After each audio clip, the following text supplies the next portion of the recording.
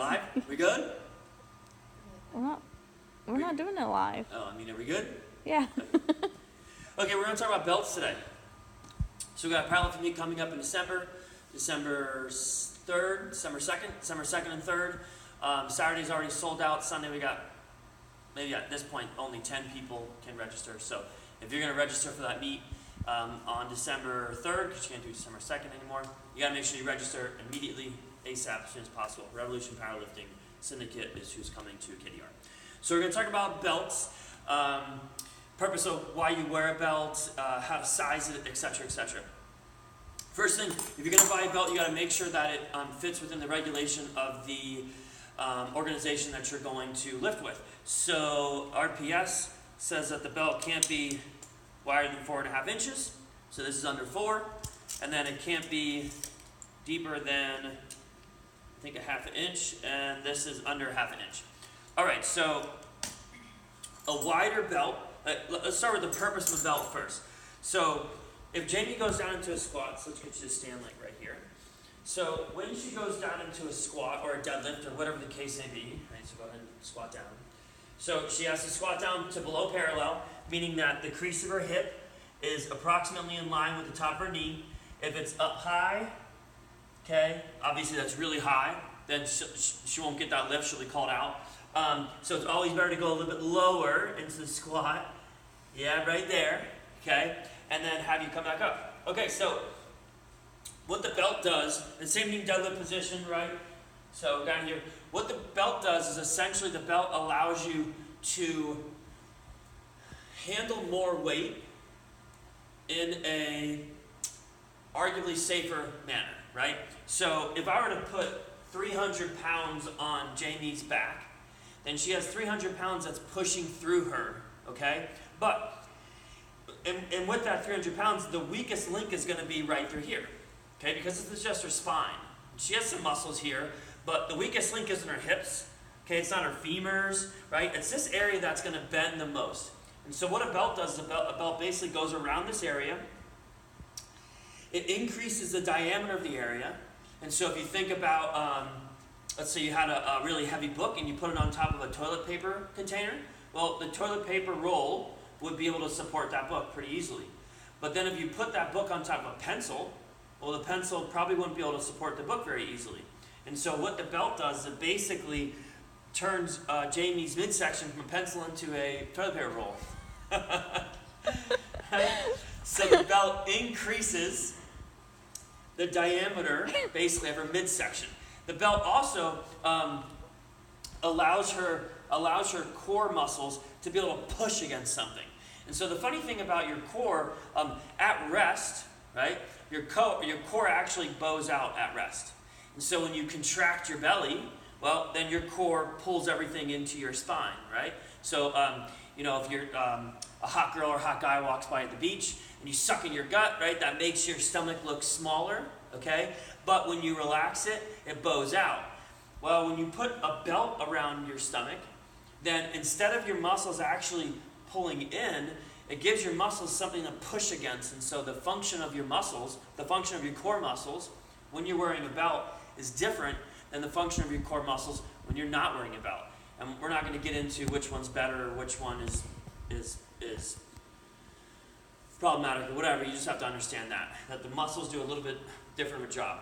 So the function of a belt is basically to prevent you from rounding, like if Jamie pitches forward, right? So, and pitch forward, give as much motion here as you can. Yeah. Okay, so this is really what happens. When somebody does a deadlift or somebody does a back squat, when their form breaks down, this is what we see. And when we look at this and we say, okay, well, her upper back is up here. Okay, well, she has a lot of muscles and bones up here, so she has a lot of support structures in her upper back. So it's really rare to see somebody round through the upper back, okay? And then we come down here to the pelvis, and she has a lot of bones, a lot of muscles and support structures down here, and so it's really rare to see somebody round through the pelvis. And so most of the rounding happens in your lumbar spine, right? And specifically, it's going to be about like L2 to maybe like L5, T12, right? And so basically what a belt does is, and you got to match the belt, like Jamie's 5'3", okay? So Jamie's 5'3". So this belt is 4 inches wide compared to this belt, which is actually a little bit wider. Okay, cool. So this belt is the thinnest belt, okay? And it's not really, it's actually about the same size. But so it's a good point. So if Jamie's like 5 feet tall, she wouldn't necessarily want to wear a belt that is 4 inches. Because when she squats down, when you put a belt on up top and you put a belt on down at the bottom, it totally changes the mechanics of your squat, right? Because when you have this belt on you up top, when you have the belt on you up top, and as you squat into the hole, well, the tops of your femurs push on the bottom of your belt. The quad muscles push on the bottom of your belt. Your rib cage is going to come down into the belt. Okay, so it's a different sensation with having the belt on up here versus having the belt on down here. Okay, so when Jamie puts on the belt, first of all, this is a double prong belt. So there's single prongs, there's double prongs, right? That's a double, so 2 holes, singles, 1 hole. I don't like doubles. They're a pain in the ass to get on and off. But that's just a personal preference. I don't really know if there's any kind of benefit to a double or a single. But from getting it on and off is a pain in the ass. So go ahead and put it on like kind of, don't put it on too tight. So, function of this belt. Okay, so Jamie puts this on. The belt should sit right above your hip bones. There's been tons of times where I've come home from a heavy back squat session, gotten shower, I'm changing. Jamie comes in, she's like, holy shit, what the hell happened to your hips? Because if the belt's going to slide down anyway, right? But if the belt's too low and it's too tight, then it's going to pinch your hips. You're going to get these bruises. You're going to get black and blue marks. You're also, when you get into the bottom of the squat, you got like whatever weight you have on your back. If you got 400 pounds on your back and you get into the bottom of that squat, and all you can think about is how uncomfortable it is at your hips because your skin's pinching because your belt's too low, you're not thinking about 400 pounds anymore. Now you're thinking about, shit, this really hurts my hips, okay? It's not tight enough, it'll drop. Yeah, so the belt should be positioned right above your hips when you're in a standing position, okay?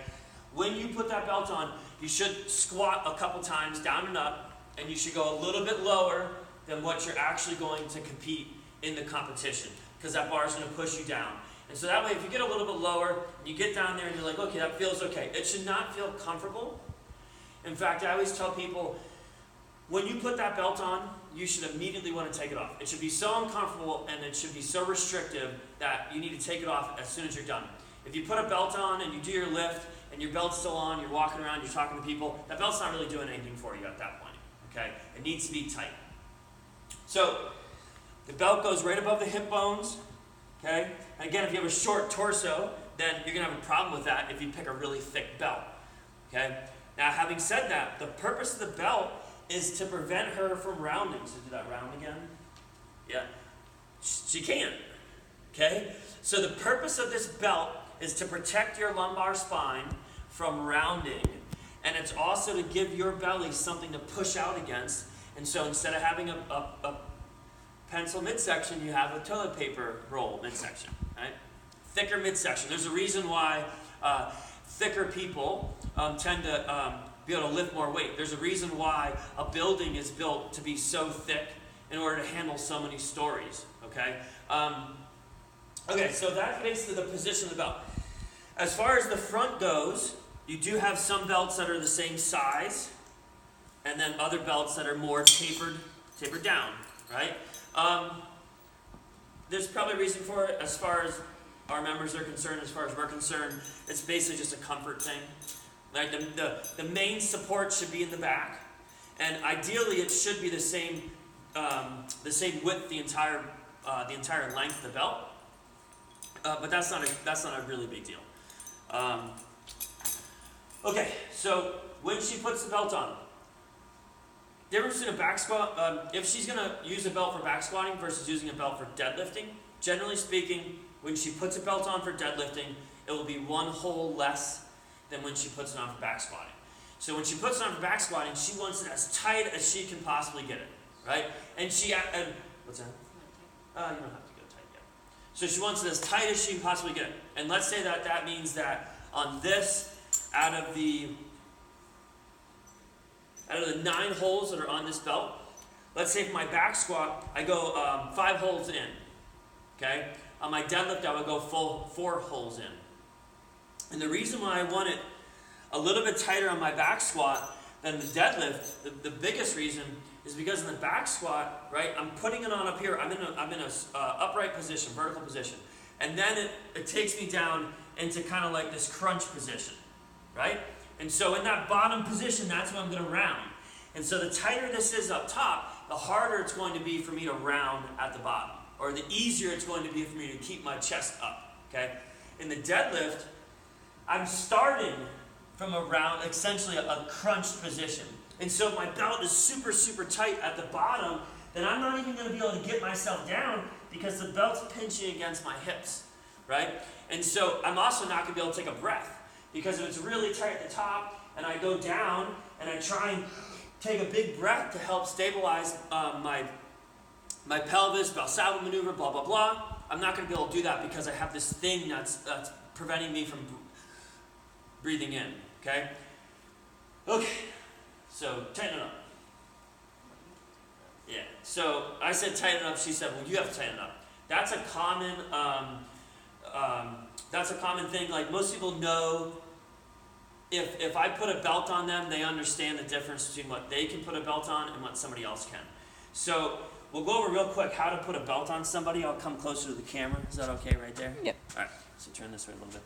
Okay, so there's, generally speaking, when you put a belt on, if you're right-handed, your right hand is going to go here, and then your left hand will go right at the buckle, okay? And then basically what happens is you pull straight with the right hand, and then you slide down with the left hand, and then you buckle it in. What you don't want to do, and you see how she has to open it up, okay? What you don't want to do is you don't want to do this, right? When you take it off, you want to try and keep this part of your belt as straight as possible, so then you can pop off those little prongs, okay? If you bend the belt, so you're here and you're trying to get this off, and you're doing this to the belt, well, you're just making it tighter. So it has to be like this, okay? If you're going to help somebody put the belt on, there's a couple different ways you can do it. Generally, like if the person's not like 240 pounds and they have like a ridiculously thick belt, then usually what you can do is just grab a hold of the belt and keep it in a straight line. Grab a hold of the belt. You're going to push on the buckle, and you're going to pull it as tight as you can, and then hold it while either they put in the prong or you put it in. A good way to check to see how tight it is. Normally she would not wear this with a sweatshirt on, but you put your fingers in. If you can get your fingers all the way through, it's not tight enough, right? Remember, the purpose of that belt is to prevent you from rounding through your lumbar spine and to give your belly something to push against so it increases the diameter of your midsection, right? So if I can fit my fingers all the way through, it's not tight enough, you got to go tighter, okay? The belt should be so uncomfortable that you want to take it off as soon as you put it on, right? So to take it off, I push the buckle, I pull on the end until she can get her fingers in to pop out the prongs, and just like that, right? Okay. When you're going to use a belt, you should be using a belt for anything below 3 reps. And you can even make an argument that you shouldn't use a belt. And the argument against the belt is basically, let's say that I can squat 315 pounds, and I can go all the way down, and I can come all the way up, and I have no back pain. It was a good lift, I hit depth, and I had no belt on. Okay, now I put a belt on, and that belt is going to add anywhere from 30 to 50, 60 pounds onto your lift, right? And so then the argument becomes, well, maybe you're not strong enough to handle, instead of 315, well, now I'm squatting 365 because of this belt. So the argument becomes, maybe you're not strong enough to squat 365 if you have to wear a belt to do it. And so then the counter argument is that, well, the reason why I'm not strong enough to be able to squat 315 compared to 365. My legs and my hips and my upper back is strong enough to be able to support 365, but my core, my midsection is not strong enough, or it's not thick enough to be able to support 365. So the belt kind of brings up the weakest link, which would be my core, my midsection, right? So there's definitely an argument for the belt. There's definitely an argument against the belt. If the goal is to lift the absolute most amount of weight that you possibly can, then wear a belt when we're talking about reps in the 1 to 3 rep range when you're doing the bench, or when you're doing the back squat or the deadlift. There are people that wear a belt in the bench press. Me personally, I never really understood why they did it. I don't know if you understand. I mean, maybe some lumbar support in the arch. Yeah, you might get some lumbar support in the arch. It does give you something to push against in the bench press, same thing. But generally speaking, we don't have people wear a belt in the bench press. That just for us, that's just a comfort thing. That's really it as far as the back squat. I'm going to show you guys, or as far as belt goes, I'm going to show you guys how to put a belt on by yourself and how to make it really tight. So, how do you come on over here? Alright, so this is obviously a thicker belt than what Jamie had. It's a 1 prong, okay? So, I am right-handed. Could you do it left-handed? Yeah, you can do it left-handed, it doesn't matter. Huh? What, your belt? No, this actually is my belt. Jamie asked if I wanted my belt. My belt's actually too fat for me now. It's too long. I actually go down all the way to the end of the hole, so I had to use a different belt. Lost a lot of weight. So, doesn't matter, right hand or left hand. I just like it right-handed because my right hand is my stronger hand. So when I put this on, first thing I'm going to make sure I position it right. And I'm going to put it on loose. Okay, loose. I'm going to take a squat. I'm going to let the belt ride up a little bit because I want to make sure that it doesn't pinch my hips at the bottom. I go into a squat. Okay, that feels good. Okay, now I'm going to get it tight. So, depending on when you're doing your 1 rep or your 2 rep or your 3 rep or whatever, some people will go from 80% of their max to 90% of their max, which would be in that 1 to 3 rep range. Some people might do 3 sets of 1 rep, where their first set of their 1 rep isn't really that heavy, okay? And so, however you're doing it, I do like to put the belt on and just do a set before I tighten it up with the bar, with some weight on my back. Okay, just so I can get used to pushing into the belt, and so I can get used to where it is. And I'll make it, I call it finger tight. So basically I'll roll down, I'll roll this down, suck into my belly, and then I'll open it, and then I'll close it. So I'll hit a set, I might close this later. I'll hit a set with this, and then up. This isn't tight enough to make me immediately want to take it off. It's pretty uncomfortable, but it's not too tight to where I can't breathe. Okay, so then when I get ready for my 1 rep, what I'll do is I'll come over here and I'll bend the belt around. You're going to have to come over here. So I'll bend the belt around the rack, okay? And I'll get really greedy with the belt. So I'm going to take my hand, I'm going to pin the belt against the rack, I'm going to grab a hold of it, I'm going to pull the belt, and I'm going to look away. And as I look away, I'm pulling, okay? I'm pulling my hand into the rack and looking away, and to a degree, it's getting tighter, right? Because when I get it off, it's the same way that I put it on. And I'm going to try and find that small hole. And so this would be where I'd wear my belt if I was going to do a back squat. Super tight. You can't get you're not getting any fingers down through there. Okay? When I want to take it off, I do the same thing in reverse.